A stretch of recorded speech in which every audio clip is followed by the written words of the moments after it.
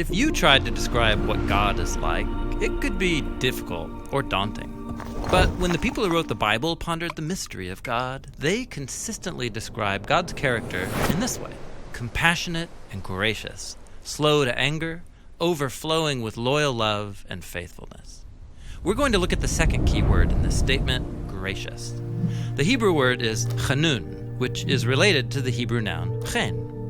This word, chen, is often translated as grace or favor, and if you study how this word is used throughout the Bible, you find a fascinating story. One meaning of chen is delightful or favorable. In the Psalms, a skilled poet is said to have lips of chen. That is, he can craft beautiful words that bring delight. Or a dazzling piece of jewelry is an ornament of chen. It attracts attention and favor. This is why chen is often the word used to describe a gift given with delight or favor. In these cases, chen could be translated as grace.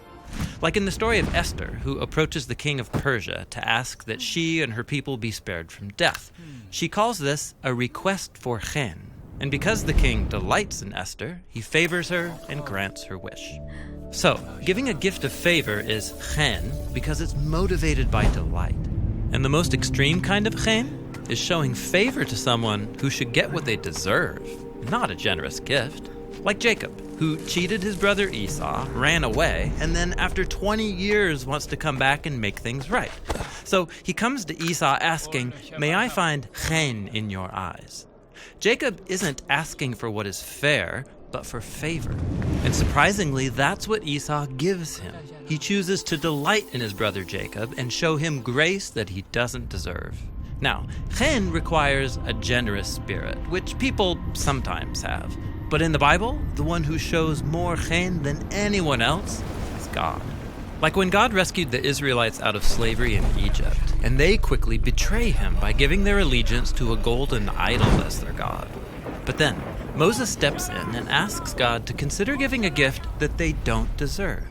And God says yes, by showing the ultimate act of chen, forgiveness and a promise to be with these people. This character trait of God is so reliable that over 40 times in the book of Psalms, people cry out for God's chen when they're sick or in danger, or when the Israelites are in exile. And the biblical prophets like Isaiah looked back to God's chen in the past and boldly declared that God will one day show chen to his people by delivering them and all creation from death and ruin. Now, when we turn to the authors of the New Testament, they describe God's chen with the Greek word charis, which means gracious gift. Like when we're introduced to Jesus in the Gospel of John, we're told that Jesus is God's glorious charis become human, sent into a world of people trapped in darkness and death. Because according to the Apostle Paul, we're like the living dead. God has handed humanity over to the destructive consequences of our selfish decisions. But, Paul says, God is rich in mercy, and by his charis, he's rescued us.